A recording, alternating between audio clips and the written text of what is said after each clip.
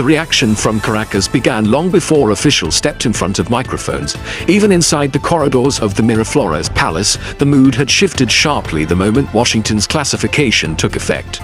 Venezuela stands today in one of its most intense diplomatic storms in years, and at the center of that storm is an accusation the Maduro government insists is fabricated, politically motivated, and dangerously inflammatory: the United States designation of the so-called Cartel de los Soles as a terrorist organization. According to Washington, this cartel is allegedly linked directly to the top ranks of the Venezuelan state.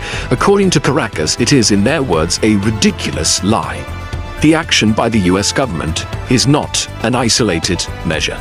It comes at a time of heightened military operations in the Caribbean and Pacific, following a series of American strikes on what Washington describes as narcoboats, small, fast-moving vessels allegedly used for drug trafficking.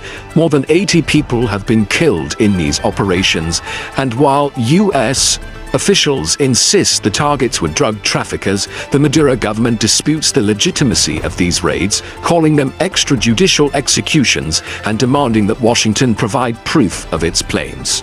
The United States has not, so far, disclosed public evidence confirming whether the people killed were, in fact, involved in drug operations. Against this backdrop of escalating pressure, President Nicolas Maduro took to national television with a tone that oscillated between defiance, sarcasm, and an almost theatrical performance of indignation. Speaking before a crowd of supporters, he opened with an unexpected mix of humor and frustration.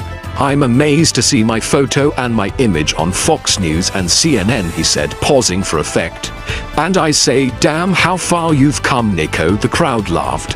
But behind the humor, the message was deadly serious. Maduro was telling his country that the United States had turned him into a caricature, a villain in someone else's narrative.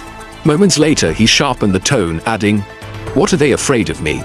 If it's not me, it's a people who are standing up fighting Bolivarian."